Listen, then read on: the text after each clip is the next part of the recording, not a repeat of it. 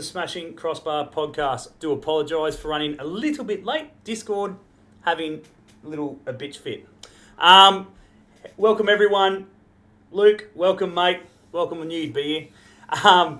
So pretty much always here. He's always here. Ben's always here as well. Ben, how are you, mate? Hey guys, I'm good. How are we all doing? Very good. Hope everyone can hear us in the audio. Audio's all good and all that sort of stuff. Let us know. I can now that I've unmuted you. Thanks, mate. So, yes, welcome everybody. On tonight's show, we, as I said, are running a little bit late, so we're going to pump right through it.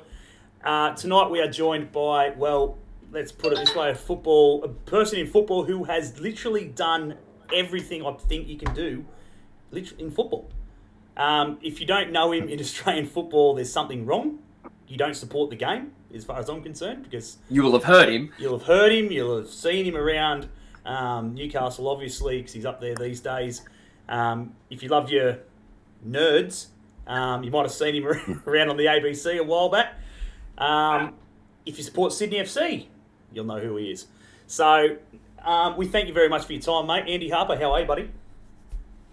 Well, I'm well, thank you. I'm very well. It's good to be here finally, and I don't mean it's taken you forever to invite me on, but it has taken us forever to get connected tonight for some reason.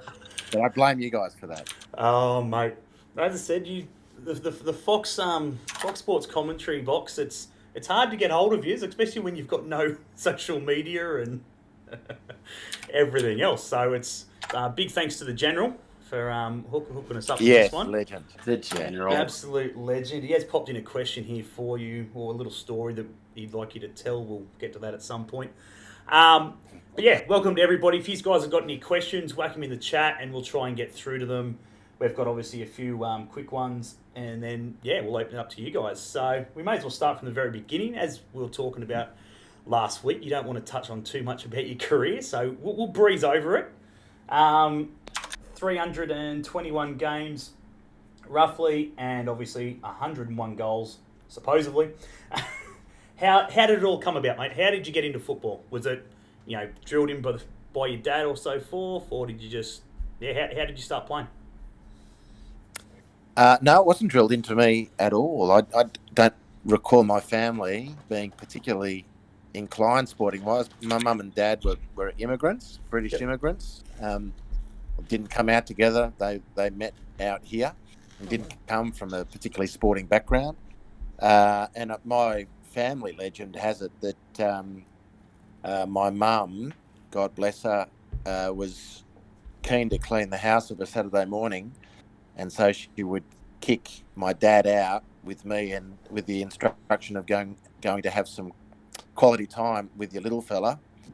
And so his idea of that was to just kick a ball around as I was a 4 or 5 year old, and some local bloke who was involved in the St Ives Soccer Club, as it still is, in the North Shore of Sydney, invited us along, and that's where I started playing soccer. Very simple, and there was no grand plan behind it. There you go. Absolutely. Well, as I said, 321 games later. It was good move by the old man to get you out with the ball. So as it turned out. And he hailed from Birmingham originally too, so I can see that brilliant blue Birmingham shirt there, and it resonates immediately. Bloody Birmingham. I found a kindred spirit. There's not many of us in Australia. No, there's not. Well, they haven't really. I mean, I couldn't hand on heart say I'm a diehard Birmingham fan, but because of the family lineage, I do keep an eye on it, and outside of Riley McGree and Stan Lazaridis and perhaps one or two others, and the lack of success at Birmingham, it hasn't been a huge draw card for Australian fans, put it that way. No. Yeah, not a chance. Definitely isn't a Leeds United. Well, not since the Carling Cup win against Arsenal, but we'll leave that one alone. Mate, you got some glory. Friggin' not many teams get to say they played in the Championship and then played in Europa League at the same time. You take that. It's good effort. And you said you beat Arsenal, so that's happy days. Any team that beats Arsenal is good. As I said, we'll quickly go over your career sort of thing. 1993 NSL Grand Final. Scored from a penalty, I believe, in a 1-0 victory over Adelaide City. How was that? How was it like playing in the old NSL? Oh, mate, it was life defining. I loved it. It was incredible, and I didn't presume to any of this sort of stuff really, and for me to have played in an NSL Grand Final, really, I mean, it was pretty remarkable. Even to have been approached by Marconi back in the NSL days, that was one of the top clubs. That was an honour in itself, one of the top clubs in the NSL. So I had to pinch myself really because, quite literally, it's all a bit of a fluke, really. I mean, I had a great time. I'd like to think I made a contribution along the way, and I like to think the teammates with whom I played enjoyed that experience. But mate, to look back and to have actually played in an NSL Grand Final was pretty amazing, really, given the background. Yeah, I believe going to Marconi, as you said at the time, pretty one of the top sides in the league and everything else. I believe that was for only from the information that I've had in the last week of finding, it was even a decent amount of money to transfer. I believe around $18,000. Is that sort of correct? Well, I don't know. Your research out does mine. I don't know, but just at the time, I mean, the reason why I say this is because when I was growing up playing football and playing in the local teams, I was never particularly recognised. I mean, I played a lot of different sports, played them to varying degrees of success, but in my local rep team. So in the modern parlance, that would be like in the local NPL, junior NPL competition. Yeah. We had a good team. We had about 7 players in the New South Wales state team, but I wasn't one of them. I was never one of them. Apart from that rep team, I never got picked or identified for anything. Yeah. I just kept playing because it's what I did, and then I was playing at St George with Frank Arrock and managed to be doing pretty well. It's a long and winding road to that point, but then Marconi rings. It's like blows you away. You think, what the hell is this? I mean, so it's all a bit. It was all a bit surreal, but fantastic fun, and the NSL was just a magical experience, really. What was it like? Obviously, going from Marconi at the time. Again, you on top of everything, 93. And then obviously we fast forward a few years, 99 thereabouts. You get picked up by the Breakers, who were sort of struggling, virtually hanging on by a thread, sort of thing. How did that come about? What made you, sort of join Newcastle? Because I know there was a bit of an exodus between you and obviously a few other players as well, where you sort of just pulled the pin and. Then obviously the following year in 2000, we obviously went under the new name and changed everything, and you come back. How did it all come about? What made you come to Newcastle? Well, I'd finished up I'd been in Brisbane playing for the Strikers, which was great fun too. Although I didn't go particularly well, but that happens. And my wife, whilst I was playing, my wife was also in the relatively early stages of her corporate career, as it was then. And so and Brisbane was sort of winding to an end, and we were thinking what we were going to do. And I'd either get an extension in Brisbane, or if she got a job offer in Sydney, then we'd just say, righto, that'll make our decision for us, and back we go to Sydney, which is what happened. And then when I was in Sydney, Lee Sterry rang, who's become he was a guy I really enjoyed playing for. He's a guy I've come to cherish and respect as a colleague and friend. And so he rang and said, how about you come up now? I couldn't tell you the exact whys and wherefores, but it just seemed like a good idea. And Bobby Catlin was part of it. Yep. Didn't really know anyone else. I went up and had I tested the water a bit, and I loved it. I just really loved it. So once there was an offer on the table, it was really a no-brainer. It was a sort of a little. The feeling was a little strange, to be honest, because it was a drive up there, and I didn't really know what I was getting into. But I do remember that first training session and I hadn't signed at this point. Lee said, "Why don't you just come up and have a run around and see what you feel like?" Yeah. Which I was happy to do, and that was out of the back of the old stadium there at Wall's End, which is now a running track. I'm led to believe a dog track. The old dog track. At Birmingham Gardens there, and. The guys were just brilliant. I just really, I mean, you don't get to know new teammates in one night, but I just really really enjoyed the atmosphere. Shane Price, Andy Roberts, the general, you've mentioned him. Glenn Sanderson, Mark Wilson, Toddy McManus, Brad Witcherek, Pete Junkovich, Brad Swancott.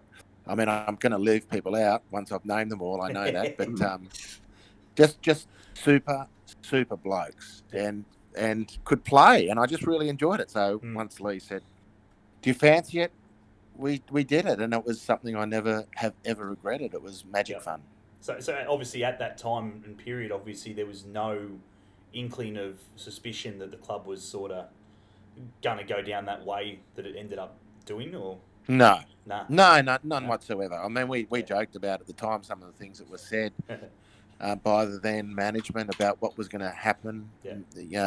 What was, but we'd, particularly the older guys like Bobby and I, who'd been around clubs for a long time, and the struggles of the NSL from place to place, were very well aware of how brittle some things could be. So we didn't buy a lot into it, but it did become a little bit difficult as time went on, and then the circumstances eventuated where the then owner of the club, David Hall, was running into a bit of trouble, allegedly, and there was a few entitlements that hadn't been met to the players, so we all jumped en masse in the knowledge or in the hope that Con Constantine would pick up the operation, which is what happened. So that group of players was actually very important in bridging the two organisations, and then for Con to take over, and of course then have great success in the A-League. Yeah, well, absolutely. I would say, this is only from my opinion, at that point in time, you were looking beyond football itself. I do believe you were commentating, doing a bit of commentary works while you were still playing. Is that the case as well? Yeah, a little bit. I had been a little bit, but there was, back in those days, there was no television really. So there was C7 and there was Optus. So I'm not being dismissive. Yes, there was some paid television stuff happening. There weren't careers available. I'd done a bit of radio with ABC, which was a fluke. I'd started doing some stuff with SBS, which took me to the World Cup in '98, which was another huge moment. And then I so there I was dabbling a little bit. But just my legs ran out in the end. I just couldn't play anymore. I mean, I wasn't injured, but I just couldn't keep up. And I did have an injury between the two seasons at the Breakers. But at the end of that season, Con decided that he wanted to move a few of us on. I was one of them. That happens. And then after that, I really lost the zip. Not the desire, but the zip, and so it was time to put myself out to pasture and go and do some other things. And there was no grand plan behind any of it, but it's been terrific the way it's worked out.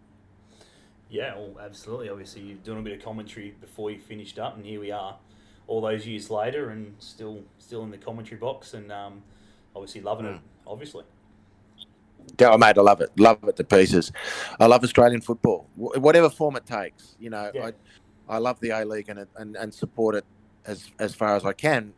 But if it wasn't the A-League, it was something else, I'd love that too. I just love local football. I love it. I'm less excited about... I keep in touch with various leagues overseas, but it would be wrong to say I follow them necessarily. And I do that less and less, actually. The more money flows into some of these competitions, I find the less interest I take, but that's a personal thing. But I love the local stuff. I love Australians aggregating around, following, playing their version of football. It's the thing it's the only thing really that I think about outside of family and that sort of thing. Yeah, no. Well, obviously, as I said at the start of the show, guys, obviously you've been a part of nearly everything. As you said, you love the game, you love Australian football, and honestly, from the research that I've been doing, you've been in everything. We go a couple of years forward again, and you look at the start of the A-League. It's coming of age. Obviously, it's the birth of the A-League starts 2004 thereabouts, and and then obviously Sydney appoint you as the CEO. Yeah. That's huge. Like, again, as a Jets fan, not happy, but and then Sydney won, and then went on to win the first inaugural season. Let's be honest, Dwight York and co, and pretty good, very very strong side. How did that all come about? And obviously, how did you find your time? Obviously, as the CEO of Sydney FC in the inaugural season. Well, yeah, mate, that was another whirlwind, and that was another phone call that came totally out of the blue. Yeah, right. From an initial investor by the name of Peter Turnbull, who then would move after being a foundation investor in Sydney, then moved to the Mariners when they won and was there when they won their grand final. Unfortunately, beating Newcastle. No, they lost it against Newcastle. They beat the Wanderers. That's right. So he was that's right. That was Cons. Cons was the So Peter Turnbull was the guy who rang, and it was totally out of the blue. And so I discussed with them about being the CEO. It was an amazing notion, really. So that was, but it was a very tumultuous period. I didn't stay in the job long. It was a pretty uncomfortable period, and I, in all honesty, look back and think that I was probably more window dressing than anything else. I was called the CEO, but I don't. When I think back, I don't really think that I was. Yeah. Not the way we know things now, but it was a whirlwind period. Now, when I started there was, they had a couple of staff who preceded me. They'd already signed, which is a story in itself. They'd already signed 15 players, and at the first season of the A-League, the squad max was 20. So by the time I'd got there, they'd already signed 70%, 75% of their staff, playing staff, and all the coaching staff had been sorted, almost, apart from the head coach. And even if as window dressing or not, I was only the quote-unquote CEO for a few months before they decided to move me into another position, which was another nondescript role. And by the end of that first season, I'd left and went to the World Cup in 2006. So the Sydney... I'm very happy to have had that experience. Yeah. It was a really tough, tumultuous time, and it was a Wild West, mate. When the A-League started, dead set, it was the Wild West.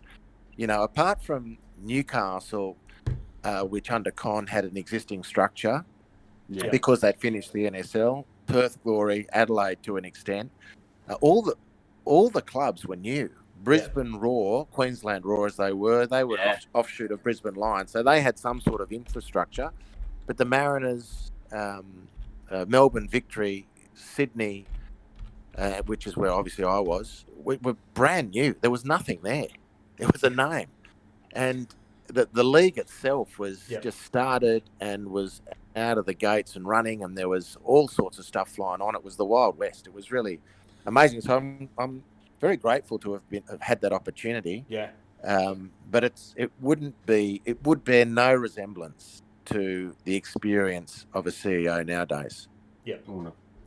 It's just interesting to see, like, you know, here obviously at the start of the, you know, A-League itself, obviously, you know, you had sort of no idea. It come out of the blue and everything else, and here you are, obviously, you know, for however long it may have been, you know, CEO of Sydney FC. And let's be honest, you know, I was only, how old was I, 18 or something like that at the time. Yeah. And the players, you know, let's be honest, I'm a diehard Liverpool fan, but who doesn't know Dwight York? You know, a bloke like that gets signed to the to the A-League. It's holy cow. Where, you know, who's paying for this? Like, hang on a minute, we're struggling to get out of bloody Oceania. You know, before obviously the World Cup there in 2006, but you know, there's just where's the money coming from, and then even some of the blokes that have sort of come back, to, you know, the latter stages of their career to Sydney FC and everything else, it was just sort of a no-brainer in my opinion that Sydney were the team to beat. Like, you know, there was no there was no one else. But then obviously, you know, you get put into that. Now you were saying as well, it's not sort of the same role as what a CEO would be, say, these days. But even then, thinking about it, Newcastle Jets is prime example of that. And I love love Laurie to bits, but at the end of the day, he's not a CEO. He's got no qualifications in that field. But obviously, just on his experiences in football and stuff like that, still gets a chance. I think that's good to see. You know, I mean, I think it's what we needed at the time. Ben, obviously, when he first came in, we were in dire 100%. And it wasn't so much the qualifications that we needed; it was somebody who knew football, someone who loved the game and breathed it, and wasn't so much in, you know, not so much a numbers man. Yeah. It's that connection with the community and the fan base and the players. You know, players and just are relaxed and holy cow, you know, this bloke's been an ex-coach. He's, you know, take the mayor out of it and so forth, but he's played the game. He knows everything there is. I suppose probably no different to you. You know, yourself, Andy. It's, you know, he's played the game. He's lived and breathed it. He's not come from this business background sort of thing where he's never touched a ball in his life and he doesn't know the rules or whatever it is.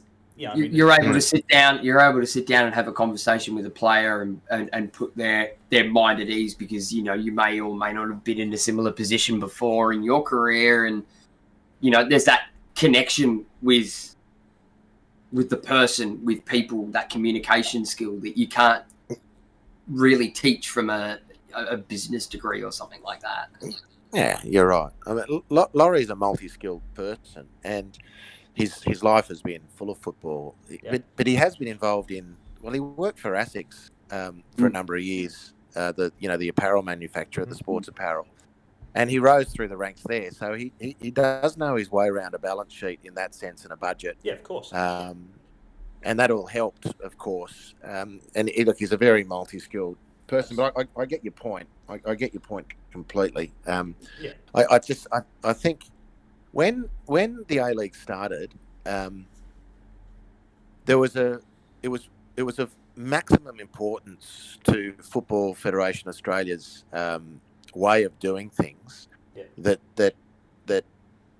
governance, proper governance was enacted right around the place at head office and through their member clubs of the A-League, the ones that existed and then the ones that they were establishing. And Sydney being, along with probably Melbourne Victory, although without revising history, they were a bit slow out of the blocks, the Victory. They took a while to consolidate all the foundation investors, and for a large part of that first season, if not the whole of the first season, Football Federation Australia was still a stakeholder. Needless to say, they've blitzed the field since up until this current season, and Melbourne Victory have become, you know, the behemoth of the league in a lot of ways. Right, but back then, I think there was probably this sense or this thought that, you know, Sydney's going to be the one that everyone's judging, and because the Lowies, Frank Lowy, had a stake in the club, I think they were pretty keen to make sure that they ticked all the other boxes about corporate governance and propriety. Yeah, and so that's why when I say I was more window dressing than anything else, I think it was important for them to say that Sydney, the team that probably everyone's going to poke a stick at, and whatever other perceptions were going around it, does have a CEO, and now we just got to find one. So I think when I say I was window dressing, I think that was really, you know, I was that window dressing. I was that box ticking that, you know, we're doing this properly and transparently. Yeah. And then people went about doing their business and whatnot. Now, I will say, if I was going to be a barnstorming success at that job, and forced my way through on the back of just being great at it, then I could well have stayed in that position. But that's not the way history went about, and Sydney has gone on to twist and turn and now become a really formidable, very impressive organisation. Yeah, and that's exactly it. Obviously, you touch on Melbourne Victory and stuff like that. Let's be honest, the A-League started, and I don't think anyone would have, you know, been sitting back going that, you know, a Melbourne team wasn't going to be successful. You know, the amount of Greeks and stuff like that are down to live in Melbourne, breathe football. The NSL, as you said, the Melbourne Knights and so forth. Like, the football is just massive, you know. Is where Sydney. It's always been that big down here. It is. It has. It always has been. You know, very football. Obviously, Sydney Rugby League and stuff like that. but it was slow, as you said. You know, you think about it. They were really slow out of the gate. But again, it didn't take them long before they got into a good run of form. Trophy started to come, and everything followed. And now they're in a bit of a slump. But let's be honest, it's not going to last like the Central Coast or like has over the last few years, or like us at times. They'll pick themselves back up, and obviously, let's be honest, they picked up a bloody good coach for next season, and he won't be there. He'll virtually be doing it his way, and as he always does. It's always his way. Yeah, but it gets results. Yeah, but that's it. It gets results. He struggled a bit at Perth, but yeah. But anyway, we'll move on. Obviously, 2004, you're saying, well, 2005, 6, you sort of finished up there and so forth. But we can't go past 2004. Everyone in the chat, if you've watched ABC as a kid, or maybe even as a teenager and so forth in our eyes, or you just love computers and so forth, and you're a nerd and stuff like that growing up. I watched it. It totally spun me out. I totally forgot. It wasn't until I sort of went through and done a bit of research in that I realised they'd come back saying, that you were a coach of that. I'm like, holy cow, he was too. I totally forgot about it. What was that like as an experience? Obviously, as I said, you haven't really done a great deal of coaching, but you take it's coaching. So you tick that box again in football. Taking a group of nerds and then getting them to play some sort of football after a few months or whatever it was training. How was that? What was it like? Yeah, well, that was great. That was a different type of coaching. It was it was a large chunk of it was staged. I finished the NSL coaching at Marconi with JP DeMarini. Yep. And then the NSL finished and bubbled around. I was still working at Sydney in this other job when the Nerds FC things come out. So I came out of SBS. They picked up a franchise out of Denmark, which was, I can't think of the name of the version they did in Denmark, but it was the same thing. They bought the franchise. They did one in Sydney. I think the producers were sort of sniffing around, didn't know where to go. A-League was a nice, shiny new thing, got in touch with Sydney FC for any tips, and then I got emptied into it because I'd had a little bit of television background, and it was incredible fun.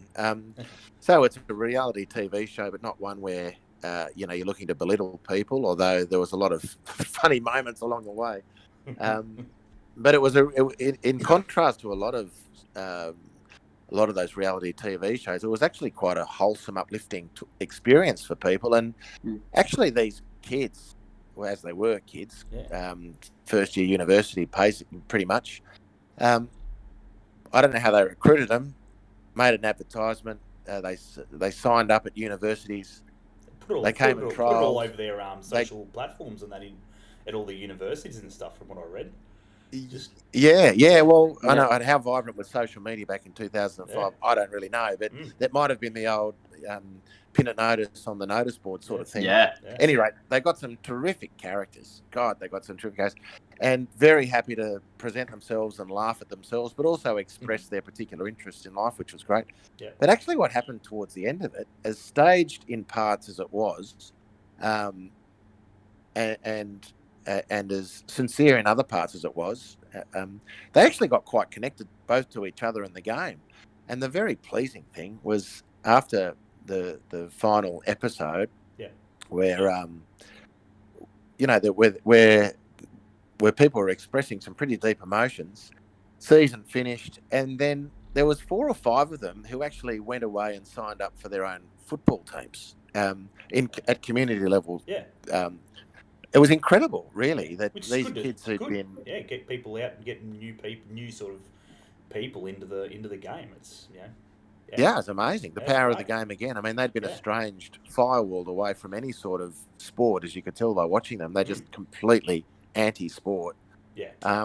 But this episode, this season of Nerds FC, and there was 4 or 5 of them who then the next winter gone and signed up to play for their local community team. It was great. So I don't know what they're doing now, but it was a lot of fun. Absolutely. Spawning salmon. I have to ask about that. How did that come about? Well, mate, like a lot of the things that come out of my mouth, that just comes out. I don't know where it came from. I really don't know. You just have these images. You just have these images come into your mind from time to time, and at that time in that Champions League match, and that came to my mind, and that's what I envisaged, and that's what came out. So I can't give you any more science behind it. You know, I open my mouth and embarrass myself sometimes, or more than sometimes, depending on people's view. Yeah. I open my mouth and something like that comes out and it resonates with people. So there's again no science behind it. I watch the game, I get excited, and God knows what's going to come out.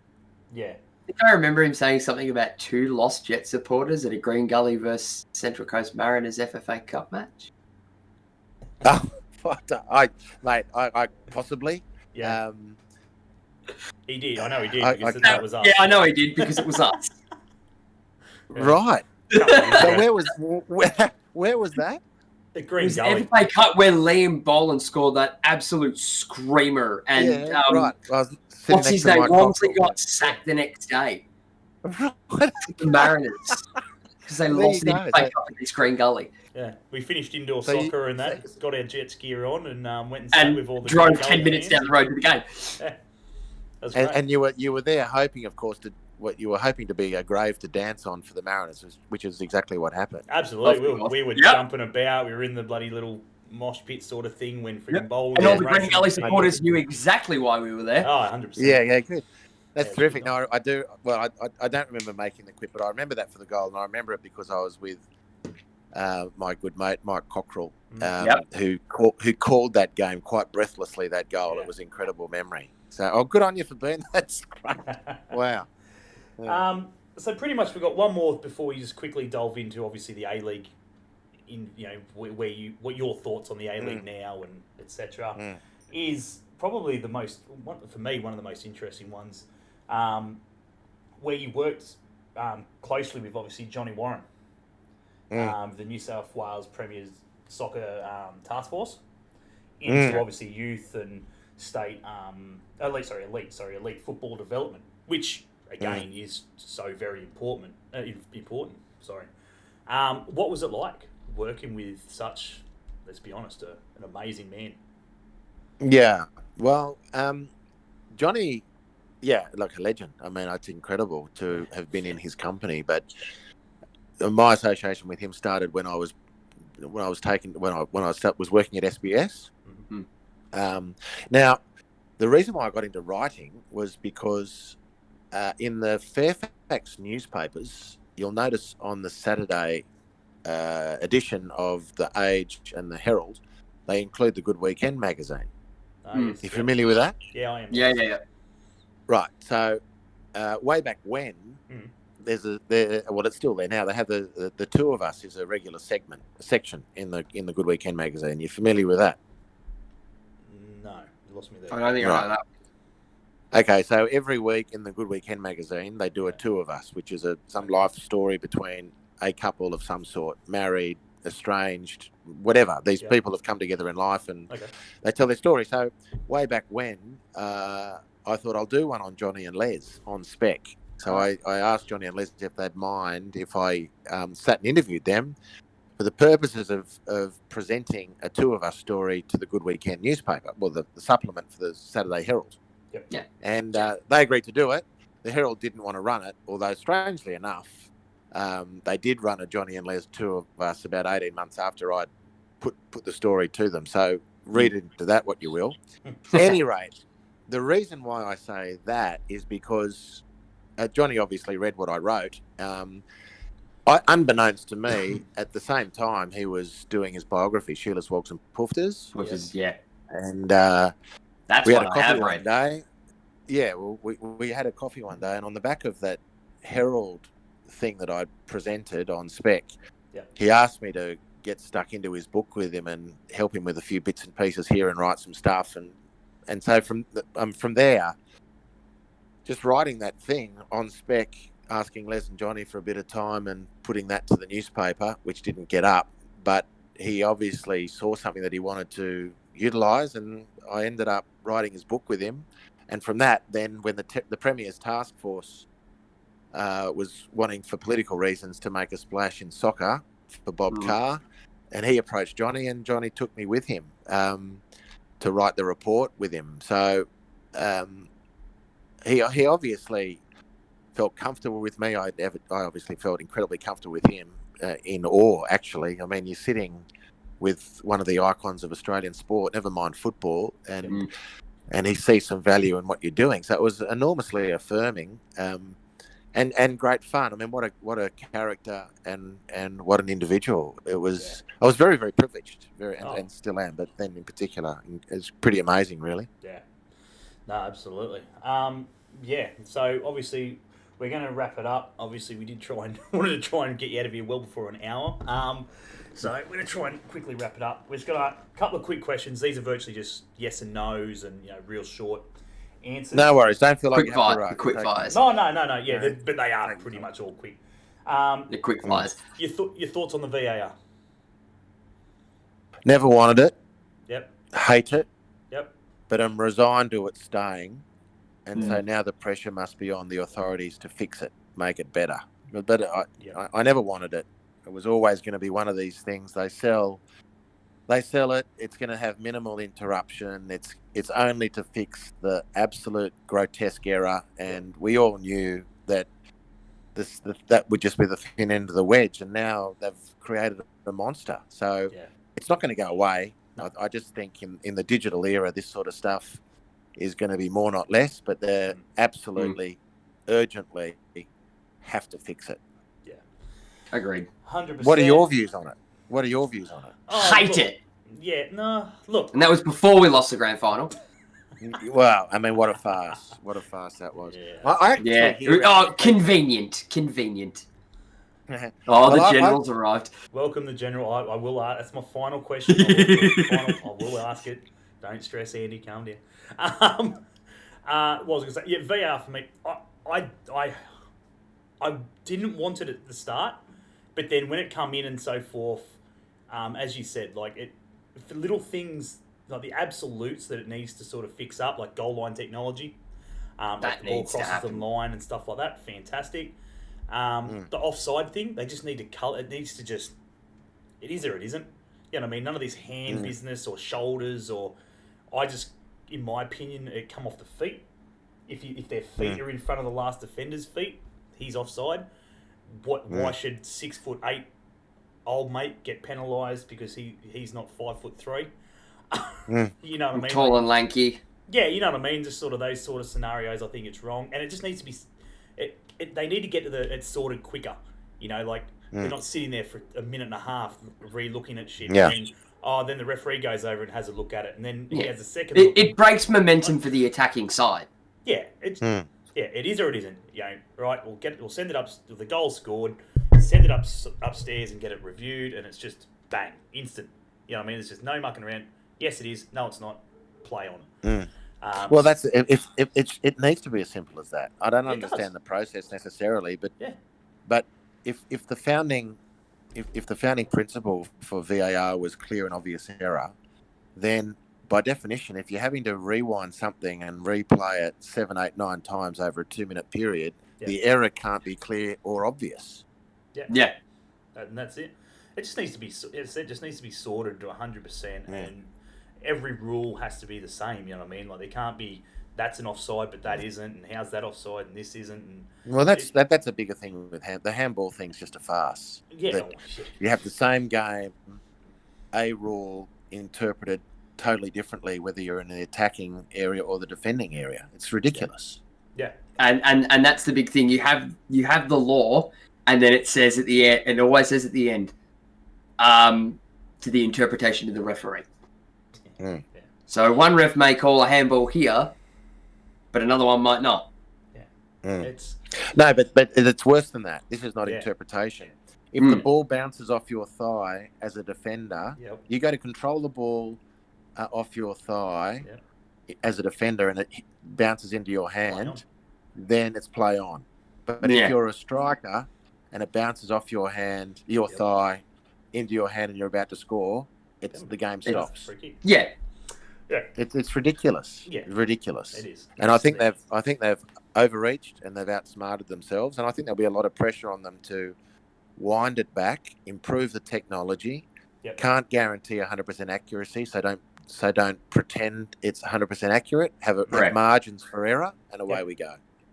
Yeah, 100%. A-League, 10 years' time. What are your thoughts? Where do you see the A-League? Do you see it improved a Well- lot more, or are we sort of still baby steps? Well, it depends. Like when you say improved, on what grounds do you mean improved? It's hard, I suppose. I suppose everyone's got their own views on it. Like, obviously, everyone's talking about a second division. You know, so in 10 years' time, will we definitely see it by that time? Or will we still be sort of where we are now? Like, where it's just sort of, I don't know. For me, Ben and I speak about that nearly every day, all the time, you know, the A-League and so forth. It's just a constant thing where it's like every 5 years. So after 5 years, obviously, it sort of improves, and then they get that 5 years, and then 5 years go on, and it sort of starts to drop a bit. It doesn't go anywhere. There's no improvement. You know, it's like, oh wow, we're going on this ride, and then it sort of just stops. Yeah, it sort of hits a plateau, and then just for a couple of peters years, out. it just stays there. It's just flat lines, and it's just, and then here we go again. We're going back up again. We're on another ride, and it just sort of flattens out. Like, what are your thoughts? Obviously, you said you've been part of it from day one. So, do you see it improving? But I think. I think that's a really astute observation of yours. A really astute observation. It spikes and then it flattens. Yeah. And the reason why that happens is because of the lack of investment. And up until now, if we're to believe the clubs, and I'm prepared to do that, they haven't felt the vehicle to invest properly, to entice their investment, has been there. And so rather than lose more money in a vehicle they don't control, they just don't spend. They don't invest. And FFA was investment shy as well. You know, the Asian Cup in 2015 just went off its face, and then we went back to A-League, and there was no follow-up. Del Piero, Emil Heskey, Shinji Ono come, the golden days of the A-League in this sort of era. And then people went gun shy because it's very expensive and they couldn't make it pay. I totally empathise with that. I'm not paying the bills. It's very hard. It's easy to tell everyone else they should spend their money, but your observation is right. It's sort of it's peaked and then it's plateaued and probably in a bit of holding pattern now. So what's the future? Well, if we're to believe the clubs again and again, I'm very prepared to do that. From next season, because let's acknowledge that they took control of the competition after this season had started. So they haven't had a complete run at the long jump pit yet. And so we need to give them their due that they can deliver the plans that have been selling over the last 3 to 4 years, which has been the process has been incredibly disruptive, and that's brought about the current plateau, which I agree with. So in 10 years' time, well, if they get this thing going, I can see the league having grown to the 16 teams. What Football Australia does at the next level down with the second tier discussions remains for them to fill out that discussion. Like I don't know what they're proposing yet, really. So it's hard to comment. Except we want to have a national second division. I'd love that. I can't find anyone who doesn't want it, but we don't really have anything to chew on there yet, unless I've missed something. And that's my big thing. Should it happen? Yes. Will it happen within the next 5 years? Probably not. But at the same point as well, it needs to be in a position where it's financially viable. Yeah. Look, it's just one of those things, isn't it? You know, like, I've always been under the opinion that, you know, how can you have a second division A-League when you haven't got a full division W-League? Like, you know, there's that too. Well, that's just me in general. I know a lot of people just go, oh, the A-League, you know, whatever. But you got to think of the W-League. You know what I mean? Like, there's just as good of players in the women's football than there are in the men. Look how many females are currently over in Europe, more than the men. Like, recognised females. Obviously, we're not talking about 16, 17-year-old kids that might be playing at the juniors levels in England or wherever. But, you know, obviously, a lot of them are all over in Europe now. And they're playing 6 months of the year and then expect them to work, train. And then drop back to NPL. Take a 6-month contract or whatever it is, not knowing, you know, that they're going to get a contract with the same club next year, and then try and find an NPL club. For Newcastle's sense, obviously the best NPL is in Sydney, which means more travel and everything else. You got the Women's World Cup coming up and stuff like that. Something needs to happen. You know what I mean? They need to, get this sorted. Central Coast haven't got a W League side. Why? No idea. They did. Now they're gone. Canberra have a W League side. Why don't they have an A League side? There's just so many little pros and cons. Well, I think I think they will start filling in those gaps. Like Canberra in the A League it has to happen. It's a Monty. Yeah. Another team these things I believe will happen. Yeah. But I think if they don't happen, and forget the detail whether they decide Canberra or not, I'd obviously be heartily recommending Canberra. I can't imagine a future vibrant A League without Canberra being in it, to be honest with you. But other people will make that decision. Yeah. But suffice to say, if these expansions don't take place, then I think we'll be expecting a massive contraction of the whole business, right? Yeah. Back into whatever shape football's going to take. It's not expand or die, but it is going to be a function of how successful your strategy is, whatever that is. Yep. And that has to be a big part of it.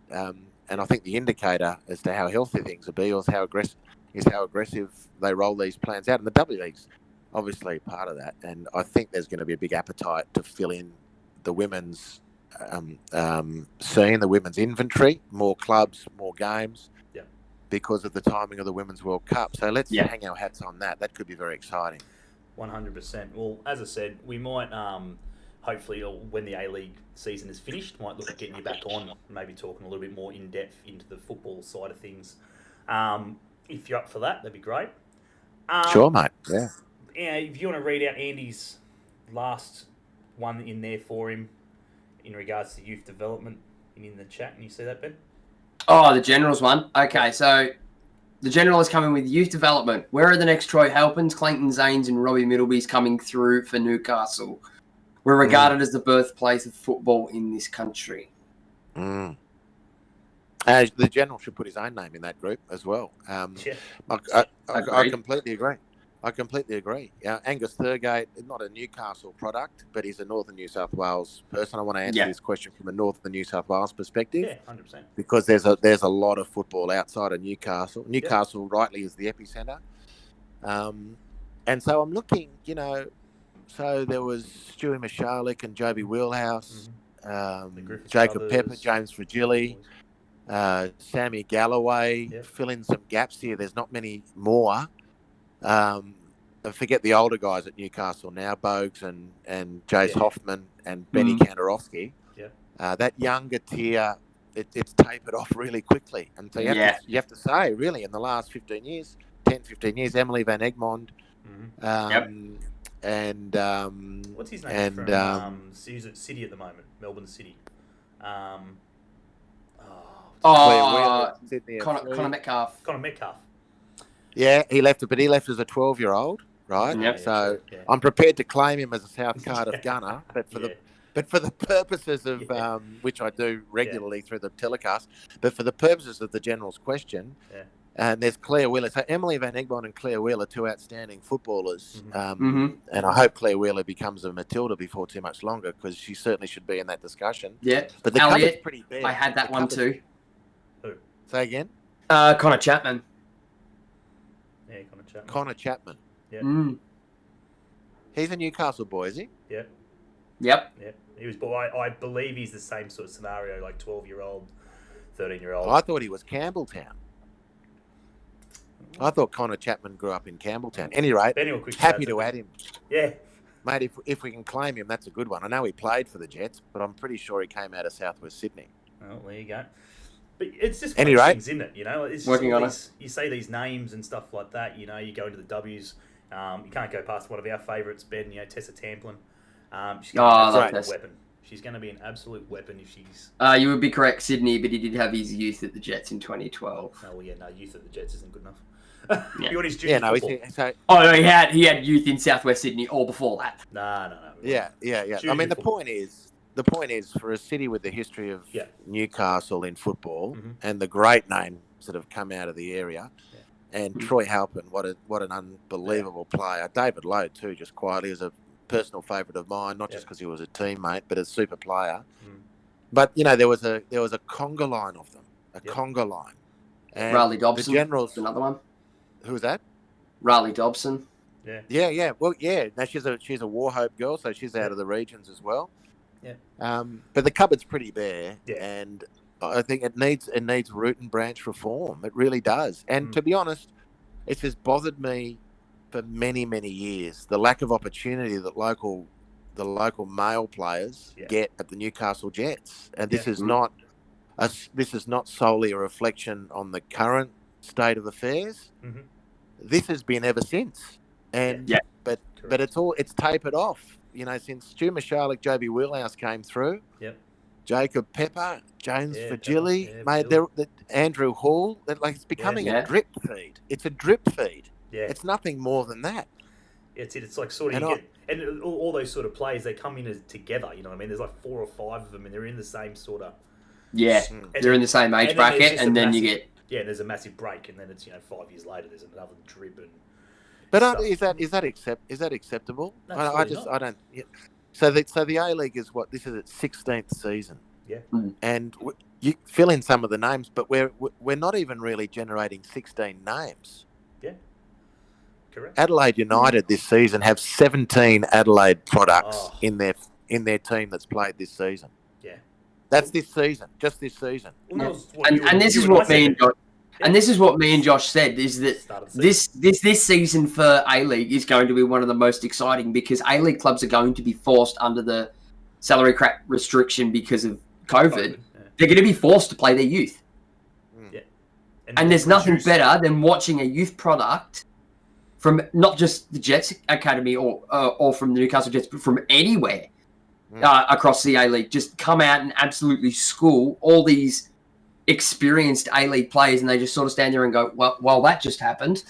Well, half's nail on the head. Friggin' watching Adelaide. I could watch Adelaide every week. Like, even if Alu Quol, look at him. Brilliant. Came out the blocks at the Mariners, and now he's off to the Spider Bundesliga next season. Exactly.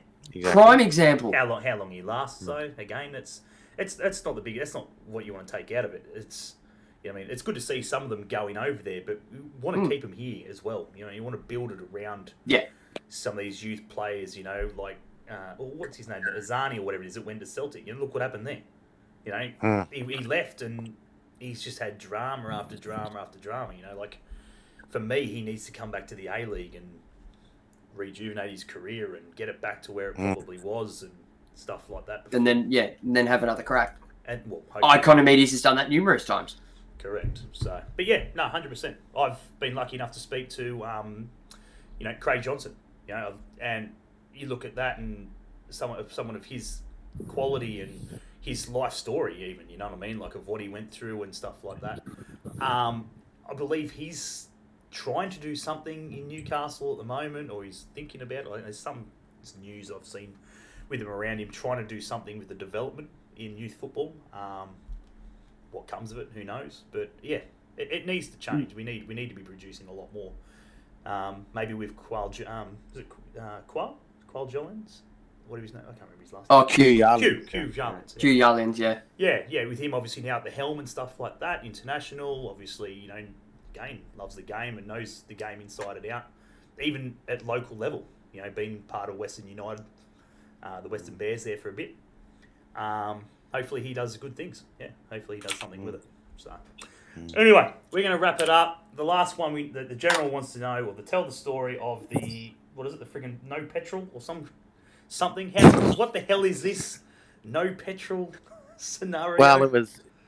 Well, has he mentioned it to you before? No.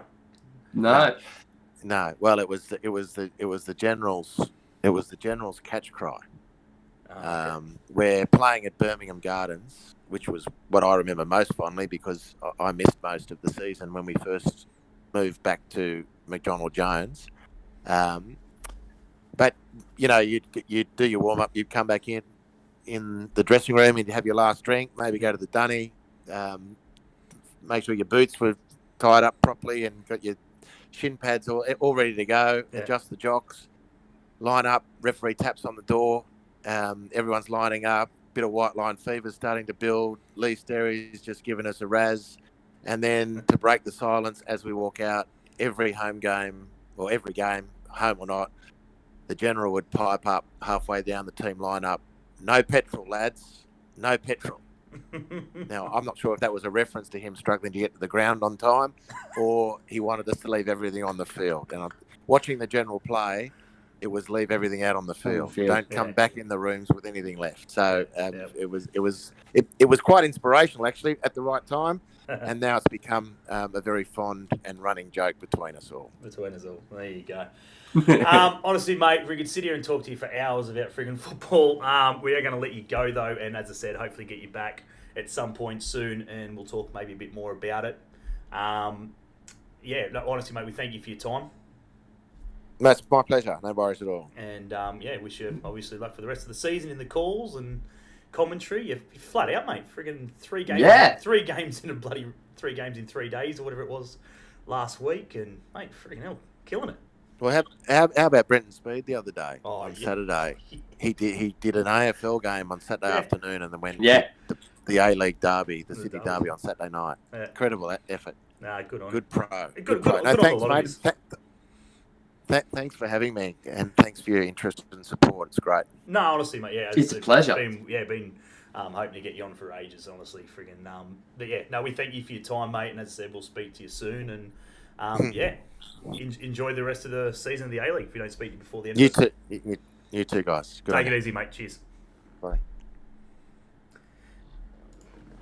Well, there we have it, guys. Thank you very much to the General for organising that for me. It is muchly appreciated.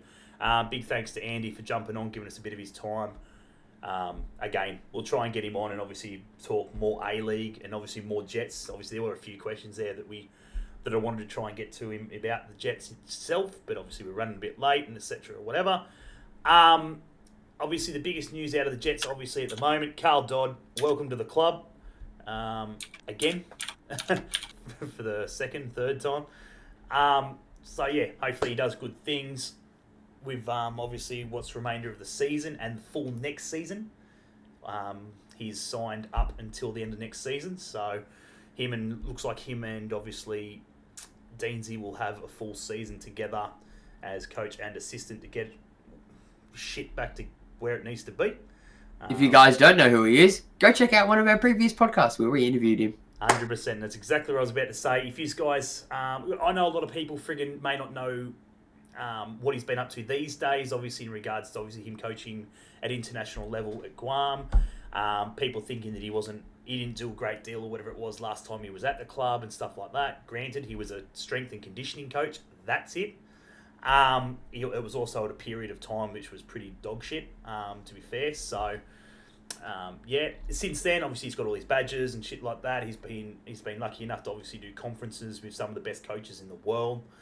And again, if you haven't seen the interview we done with him, obviously on here, go onto the YouTube, type in Carl Dodd or whatever it is, Crossbar Capers, you'll search through it, you'll find it, and have a listen to actually what he done, because he's done a lot more than coach the squad. Yes, he may have only had about 10 or so games in charge of the national team, but he's built their entire national team system. But he's built from the ground up, from the juniors right through to virtually players, where he's had to go, from his own mouth, had to go to friggin' dinners and stuff like that and talk to their families and parents and then lose them to the US. Yeah, losing them to scholarships and that into the US and stuff like that and everything else as well. So obviously, he's done amazing things in Guam and stuff like that, and obviously the new baby and so forth. Obviously wanting to come home, spend time with the family and stuff like that. So we're lucky to have him. Honestly, guys, I think he'll do good things. And other than that, before we do go, I've got a couple of quick messages and stuff like that. Big shout out to obviously Gabriel Ma, optometrist. Big shout out to Lockie Ma. Absolute top effort. 14 years working at Gabriel Ma, optometrist. Let's just slide that aside a bit. 14 years working under your father. That is an effort in itself. I wouldn't last a day. No way in hell I'm working 14 years with my fucking parents. Not a chance. No, neither. Nope. So big ups to Lockie. Good luck with everything, mate. Obviously in the new adventure, obviously as a fire technician. And obviously, be sure to go check out Gabriel Ma Optometry. Gabe has obviously doing great things for us and loves what we're doing here. So that's why he signed up for another 12 months. Sorry, as a. Oh, does he want to sign up for 12 years? May Does as he? well be. May as well. He's going to be retired in less than that. Five years, like he reckons. I was about to say, mine retired on Friday. So, he's lucky. He's been lucky enough to obviously jump on board for another 12 months. So we do thank him and the team at obviously Gabriel Mar Jesmond. Be sure to go check those guys out. What else was I going to say? Big thanks to Tess Tamplin. Big thanks to Tess. You can thank her. Yeah, for me, yeah. Big thanks to Yeah. Tess. Lucky enough to get a couple of shirts off her in the last week. Honestly, thanks very much for that, Tess. Muchly appreciated. And obviously the big one, we are wrapping it up in literally 2 minutes because we're running late as it is. So if you guys haven't been aware and so forth, last week was Ben's birthday. So I can't remember if we done a podcast before or after. I can't remember. We did before. But obviously, since the last podcast, Ben has turned old. So yes. So yes, big ups to you, mate. Happy birthday for last week. If you guys want to hang around in probably about 10-15 minutes, jump on over to the Twitch side of things if you haven't done so already. Give us obviously a follow on the Twitch side. I have the raid command sitting there ready to go. Very good. Well, I'm not worried about to raid across the GPU to watch it. There we go. While you're there, go and follow me. Go follow Crossbar Capers. This Smashing Crossbar Podcast, Crossbar Capers on Twitch. And then hang around for the roast where myself, a few other of obviously Ben's mates and so forth are going to absolutely give him a spray and roast the shit out of him. But yeah, give them a follow as well, guys. Ben will obviously put through a raid, so we'll switch straight over to that. And other than that, guys, we will see you guys sometime next week, hopefully with another guest. If not, we'll talk general football and rubbish as we always do. We'll talk chalk and cheese. Exactly. If you haven't subscribed to the YouTube channel, please go and do so. If you haven't, if you're listening to this, obviously on Spotify, Anchor, or Google. Thank you, Luke. Yeah, Google. Yes, Apple, Google. Yeah. No, Apple. Google don't like us. Yeah. Every time I'm like, which one was it? Which one's? It's Apple. Google don't like us. Yeah. I need to look into that again. We'll whack all the links and so forth down there anyway. So go and see us on Spotify and everything else. This interview will be up there. And other than that, we will catch you guys next time. And yeah, hope to see you guys soon. Take it easy, guys.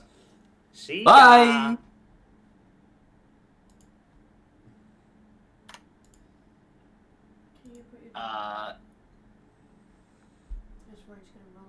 No, sorry.